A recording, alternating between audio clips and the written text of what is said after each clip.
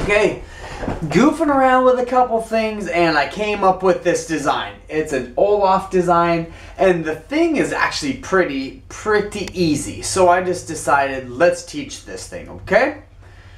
So first, I'm using a bee body. I've got plenty of these things, and this has got probably about 2.5 fingers of tail on it, stretched real soft there. And you're going to take this hair about halfway, and you're going to fit it right down inside there. We're going to tulip twist this hair. This is going to be the Olaf's hair. Tulip twist this hair. Tulip twist that black balloon. I'm using black. You can totally use brown for it to resemble sticks. And then as you're tulip twisting, squish this down so that that knot gets real up and in there. So it kind of looks like if that was orange and then this was green, that could be almost like a carrot. We're not doing that right now. We're doing the Olaf. Okay?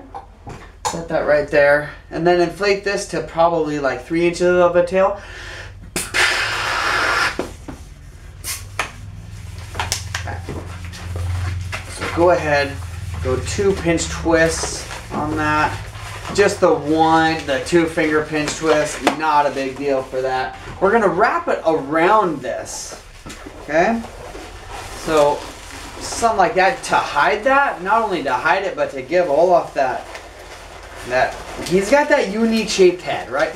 Oh, and I don't know if like Frozen 2 is gonna be coming out. I heard there was one, but like that's all I've heard. It ain't coming out. Olaf is gonna start making his way back into the lives of people, so just be prepared for that. I know that I used to do Olafs all the time, and now I don't get asked for it too often.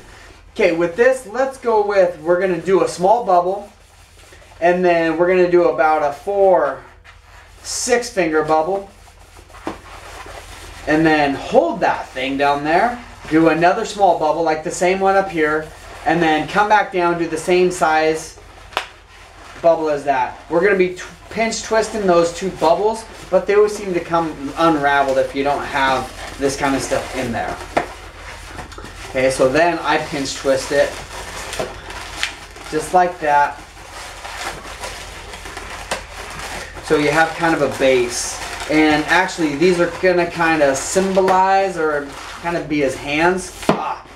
Might have made it too big right there. Okay, now what I like to do is, now I got his head kind of thing, and then go down this way, about right underneath. No, we need room for his jowl. Okay, just like that. Okay, and then stick that down right in here. Stick his head down in here. And now what I like to do is I'm going to twist off another small bubble, just tiny, and then connect this bubble, and then right there. See that? Just to connect right here. And that's where you'll make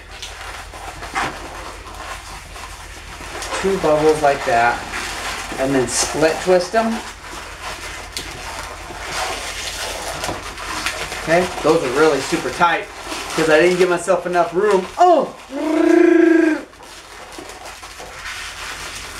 those are gonna burst.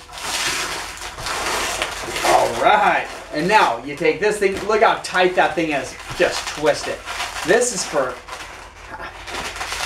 video purposes. If I was making this for a kid, I would have gave up a long time ago. All right, so here's what we're going to have. Oh, I'm afraid right now. I am scared. Okay.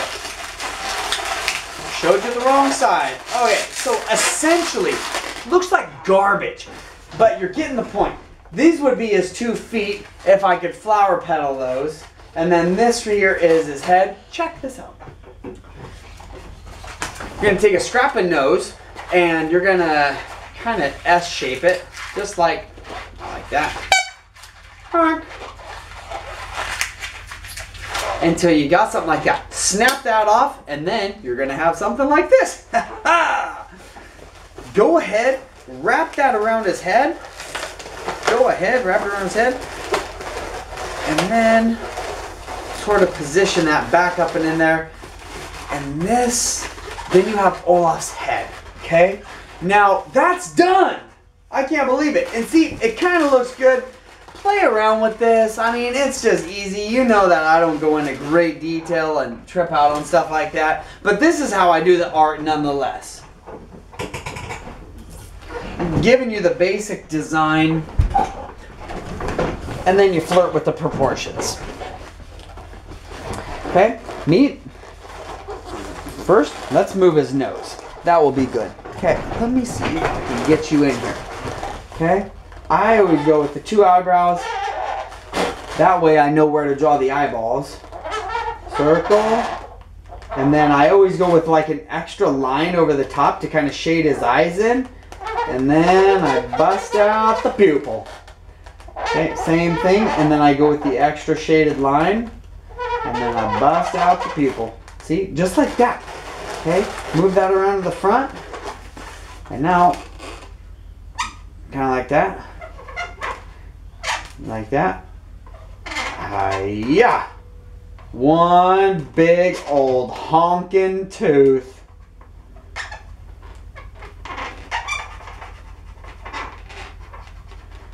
Just coloring it in, trying to make it nice.